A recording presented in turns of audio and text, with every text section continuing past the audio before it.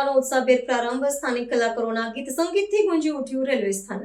ઉત્તર ગુજરાતના ખેડબ્રહ્માથી અમદાવાદના સરવા વચ્ચે લાંબા સમયથી પ્રતીક્ષિત એવી નવી લોખંડી સડક સેવાનો આજે વિધિવત પ્રારંભ કરવામાં આવ્યો છે.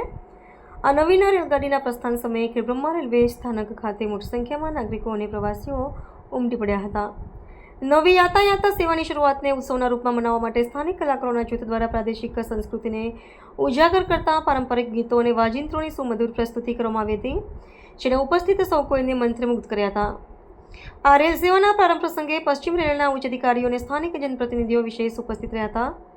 આ નવી સુવિધા શરૂ થવાથી સાબરકાંઠા અને અરવલ્લી જિલ્લાના ગ્રામીણ અને આદિજાતિ વિસ્તારોને સીધો જ રાજ્યના સૌથી મોટા મહાનગર સાથેનો સંપર્ક પ્રાપ્ત થયો છે. આ રેલવે જોડાણને કારણે માત્ર મુસાફરીનો સમય અને ખર્ચ જ બચશે નહીં, પરંતુ સ્થાનિક વેપાર, રોજગાર અને શિક્ષણાર્થે અમદાવાદ જતા હજારો નાગરિકો માટે આ સુવિધા એક જીવાદોરી સમાન સાબિત થશે, જે પ્રદેશના સર્વાંગી વિકાસને નવી ગતિ પ્રદાન કરશે. ખેડબ્રહ્મા, હિંમતનગર અને સમગ્ર સાબરકાંઠા જિલ્લાની તમામ જનતાને આનો લાભ મળી રહેશે. વેપારીઓ હોય, વિદ્યાર્થીઓ હોય, ડૉક્ટર્સ હોય, તમામને એમની સેવાઓનો લાભ મળશે આ રેલવેનો.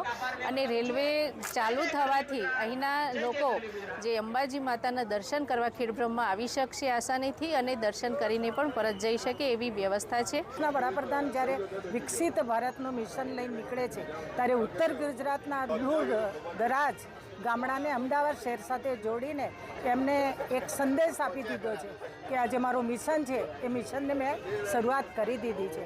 અને આજે મને કહેતા આનંદ થાય કે આ પ્રોજેક્ટ શરૂ થવાથી આપણું જે સીધું જોડાણ અમદાવાદ સાથે થશે. અમારી વર્ષોની માગણી જે હતી રેલવેની, એ અમારી આજ રોજ અમારી પૂર્ણ થઈ છે. જે સમગ્ર ખેડબ્રહ્મા જનતા, ખેડબ્રહ્મા તાલુકા અને અમારે આદિવાસી વિસ્તારમાં સોનેરી સુવર્ણ તક લઈને આવી છે.